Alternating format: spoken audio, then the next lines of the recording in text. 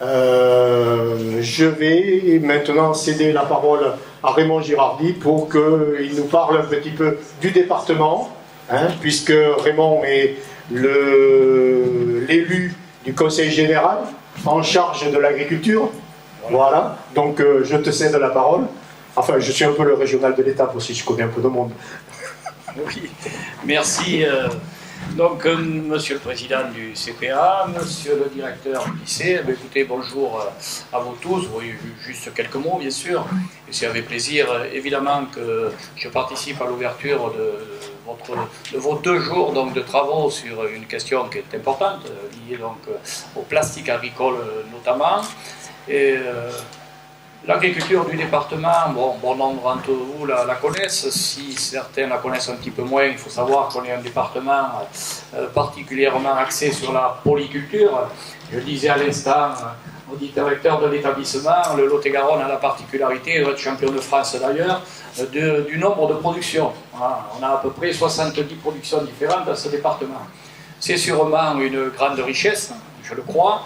C'est aussi un petit peu compliqué à gérer, parce qu'on a de nombreuses filières, et dans chaque filière, il y a différentes productions, mais toujours est-il qu'il faut le concevoir comme quelque chose d'important, sachant que l'agriculture et l'agroalimentaire dans ce département représentent malgré tout la première activité économique du département, soit en gros, bon an, mal an d'une année à l'autre, un chiffre d'affaires, les deux réunis, agriculture et agroalimentaire, autour d'1,5 milliard à 1,7 milliard de chiffre d'affaires par an. Donc vous voyez l'importance de l'agriculture dans ce département.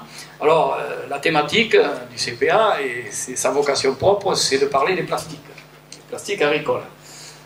Il faut savoir que la raison première de l'arrivée des plastiques au niveau de l'agriculture, et les spécialistes qui sont là ne me démentiront pas, c'est malgré tout à la fois de protéger les récoltes, à la fois de gagner en précocité, c'est-à-dire la fonction c'était de favoriser, si on peut dire, la qualité, les productions et la durée dans le temps de la production. Ceci dit, ça a aussi finalement indirectement d'autres éléments positifs. Il faut savoir par exemple, on en parlait un petit peu à l'entrée là, que l'utilisation des plastiques a limité, évidemment, du fait que ça protège les récoltes, l'utilisation des intrants. Voilà, à l'époque où on parle du respect de l'environnement, de la limitation des produits phytosanitaires, et je dis bien des produits phytosanitaires, c'est-à-dire les produits qui servent à soigner les plantes, n'est-ce pas?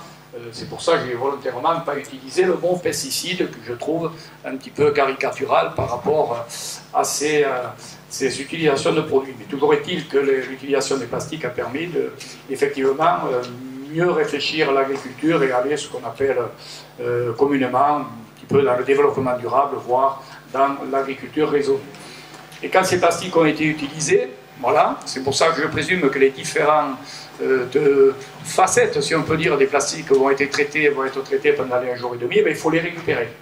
Et ça, c'est pas forcément le plus facile, non pas pour les sortir du champ, mais après, vous savez que quand ils sont un petit peu trop souillés, ça pose donc des problèmes aux entreprises qui retraitent, qui recyclent.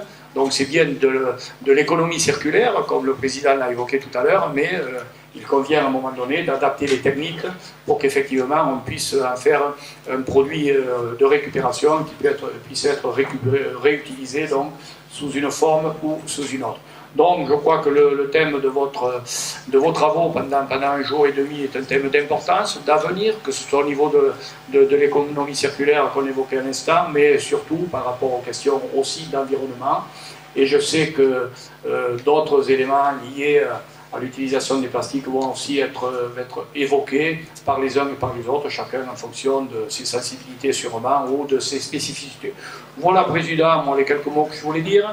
Vous avez le soutien du Conseil départemental, hein, puisque maintenant on a changé de nom depuis quelques mois, du Conseil départemental, et j'en excuse le Président qui m'a chargé effectivement de le représenter ici à l'ouverture de vos travaux.